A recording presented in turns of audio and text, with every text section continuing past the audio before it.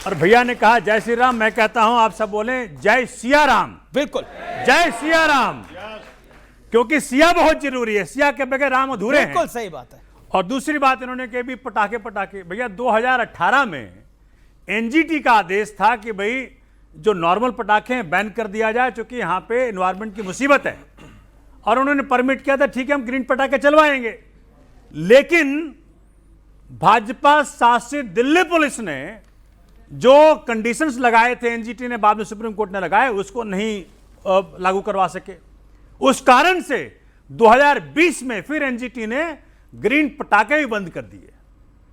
अब मैं जानना चाहता हूं अपने साथी से कि भैया क्या अब आपके जब शासन आया है दिल्ली में, तो क्या दिल्ली पुलिस सुनिश्चित करेगी कि जो कंडीशन लगाए सुप्रीम कोर्ट ने कि भैया 2 घंटा सवेरे जलाना, 2 घंटा रात जलाना, भैया सिर्फ ग्रीन पटाखे जलाना, ये कंडीशंस क्या इंप्लीमेंट करवा पाएंगे?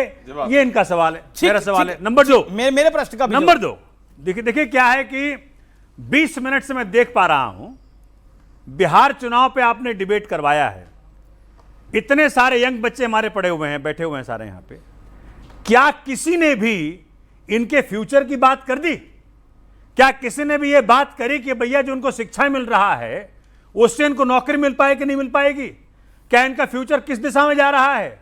अनएम्प्लॉयमेंट का क्या होगा? क्या भैया इनके उद्देश्य जो हैं, जो मन में इन्होंने सपने पाले हैं, कई सारे बच्चे बिहार से आए होंगे, तो बिहार से यहां पे क्यों आए? पलायन क्यों हो रहा है बिहार से? क्या ये सवाल का कोई जवाब देगा? 20 साल से नीतीश जी वहां बैठे हुए हैं, 11 साल से केंद्र में भाजपा बैठी हुई है। तो जब अगर इन सवालों का जवाब नहीं आएगा, अगर 15 पुल 17 दिन में टूट के गिर जाएंगे, 71,000 करोड़ का स्कैम हुआ है बिहार में, यह सीएजी का रिपोर्ट है, उसका जवाब कौन देगा? इन बच्चों का भविष्य कहां जाएगा, इसका जवाब कौन देगा? आपसे 2 सवाल पूछे थे। नंबर 3, नहीं, आप 4 मिनट बोल लिए, मेरे सवाल का जवाब नहीं दिया। मैं बता रहा हूं। सोमनाथ जी, आप सबसे लेट, आपके पास लेट आया, लेकिन कसर आपने पूरा निकाल लिया। मैं पूछ रहा हूं महागठबंधन का भविष्य क्या है? वो मेरा सरल सा सवाल था। मैं ऑडियंस में किसी ने ढूंढ लिया कि अंबेडकर जी को चुनाव किसने हराया, तो वो अपना हाथ खड़ा। ओके, नहीं, कौन सी पार्टी से था?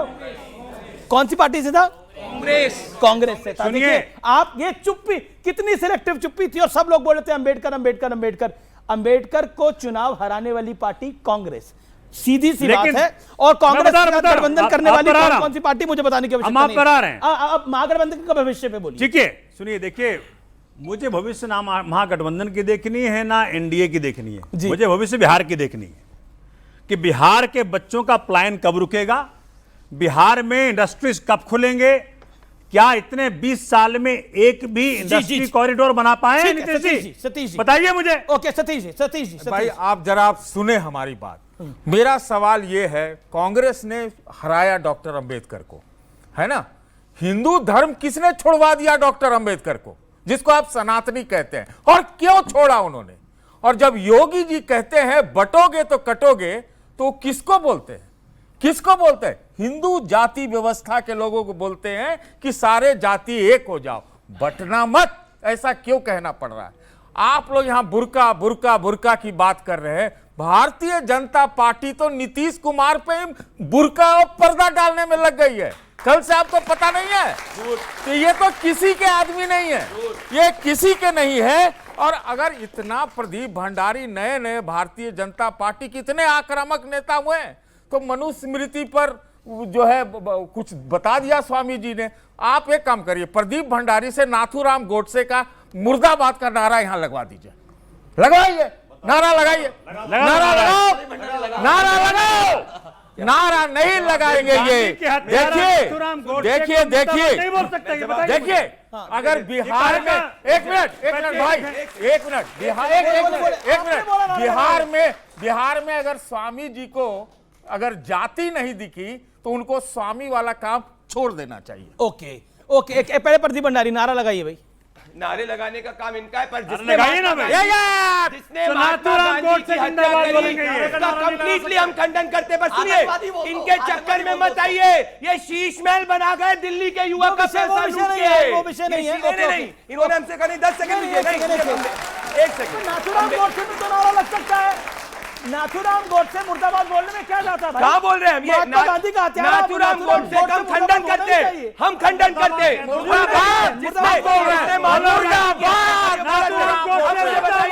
बाबा साहेब अंबेडकर को चुनाव हराने वाला नारायण कजोलकर को पद्मा अवार्ड कांग्रेस ने दिया, माफी कब मांगेंगे? कब माफी मांगेंगे? वो सारे माफी मांग लेंगे। नहीं, क्यों मांगनी चाहिए?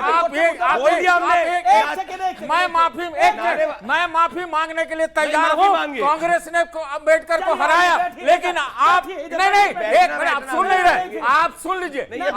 अगर अरे मैं यहाँ आ जाऊंगा, बैठिए ना, मैं एक सवाल पूछता हूँ, मैं आपसे एक सवाल पूछता हूँ। अगर डॉक्टर अंबेडकर को हिंदू धर्म छोड़ना पड़ा तो क्या प्रदीप भंडारी यहाँ माफी मांगेंगे? मैं मांगने के लिए तैयार हूं कि कांग्रेस ने डॉक्टर अंबेडकर को हरवाया। और एक सवाल मेरा भी है, एक सवाल मेरा भी है। नाथूराम गोडसे मुर्दाबाद बोलने में क्या अर्थ है? नाथूराम गोडसे का हम खंडन करते हैं, ये इनके शब्द थोड़ी बोलेंगे। आपको ये चोला उतार देना चाहिए, आपको ये चोला उतार देना चाहिए, बोला गया। ओके, अगर बिहार में जाति नहीं दिख रही, बिहार में तो जाति का ही खेल है पूरा। मुझे 2 मिनट बोलने दीजिए, बस ज्यादा नहीं बोलूंगा। भूमियार, ठाकुर, ब्राह्मण, मैथिली, यादव, मुसलमान, दलित, महादलित, बिहार के ही कवि थे, रसलीन कहा करते थे कि जैसी दृष्टि वैसी सृष्टि। और एक हम लोगों की सूक्ति है ना, जाकी रही भावना जैसी प्रभु मूरत देखी तिद वैसी। अब मैं भाई साहब की बात पर आता हूँ। चोला उतार देना ना उतार देना, एक पत्रकार महोदय खड़े होकर हमको माइक पर यहाँ बोलेंगे जो हमसे लेट मी कंप्लीट अपनी जाति नहीं दिखती, इसलिए मैं क्यों कहूं कि आप छोड़ दो भाई इसको। छोड़ दीजिए, 2 मिनट सुन लीजिए। अच्छा, आप लोग युवा बैठे हैं, मैं आप ही से 1 मिनट का संवाद करना चाहता हूं। जातियों में ना बटे हिंदू, ये आप लोग चाहते हैं या नहीं चाहते हैं? हाथ खड़ा कर कर बताइए कि हिंदू एक रहे। चाहते हैं ना कि हिंदू एक रहे? हाथ खड़ा कर कर बताइए कितने लोग हैं जो चाहते हैं हिंदू एक रहे? चाहते हैं हिंदू एक रहे, खाली वोट के लिए। अब सुनिए, हाँ, खाली वोट के लिए। मैं ये समझ रहा हूं, मैं सोमनाथ जी बोल नहीं रहा था, हालांकि आपने मेरी बारी में बोला तो इतना सा जरूर कहूंगा कि मात्र 4 फुलझड़ी पर इनको तारे दिखने लगे। 3 साल से युद्ध चल रहा है, ओजोन की परत नहीं फटी, आज ओजोन की परत फट रही है। पर खैर कोई बात नहीं। मैंने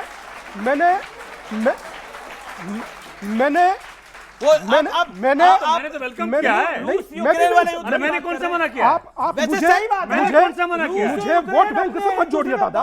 मुझे क्या मतलब? पूरा एनवायरनमेंट ठीक है, मुझे 4 फुलझड़ियों में खराब हो रहा है। हाँ, मुझे क्या मतलब? आप वोट बैंक की बात कर रहे हैं पर मुझसे जोड़ रहे हैं, तो मुझे कष्ट हो रहा है इस बात से। मैं नहीं कहता दादा, आप लोगों ने नुक्कड़ पर ठेके खुलवाए, मुझे क्या मतलब इस चीज से? राजनीति आप कीजिए, राजनेता करें, मुझे दादा कोई ताल्लुक नहीं। मैं बात मात्र इतना कहना चाहता हूं कि अररिया, पूर्णिया, कटिहार, बहादुरगंज, किशनगंज, मैं जितनी जगह गया मुझको हजारों लोगों ने कहा कि हम हिंदू होने का संकल्प लेते हैं महाराज जी और जातियों में नहीं बटेंगे। मुझे वो दिखा तो मैं कैसे कह दूं सतीश जी जो कह रहे हैं वो सही है, उनके लिए सही होगा। भूरा बाल साफ करो का नारा लगा होगा, आज भी नारे 50 लग रहे होंगे, मगर मेरा कर्तव्य है कि मैं 900 दिन से नहीं रुका, आज भी हिंदुओं को एक करने का काम कर रहा हूं। जाएगा तो क्या हो जाएगा? हिंदू बढ़ जाएगा तो क्या हो जाएगा? जाति व्यवस्था हिंदू बढ़ जाएगा तो क्या हो जाएगा? वो कह रहे हैं आपका वोट बैंक हिल जाएगा। सोमनाथ भारती ने बोला। मैं कह रहा हूं कि बटना, अमीश भाई, मात्र जातियों का ही नहीं होता। आप बटना संस्कार, व्यवहार, परिवार और आहार में भी होता है। आप बांग्लादेश में बटे तो क्या हुआ?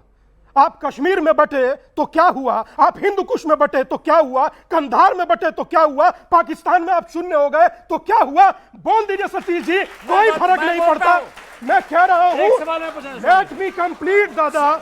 मैं मात्र इतना कहना चाहता हूं कि आप बनकर पत्रकार ले लीजिए इनकी सुपारी और बटने दीजिए, मगर मैं जोड़ूंगा और जोड़ता रहूंगा। ओके ओके ओके, एक सवाल मैं पूछना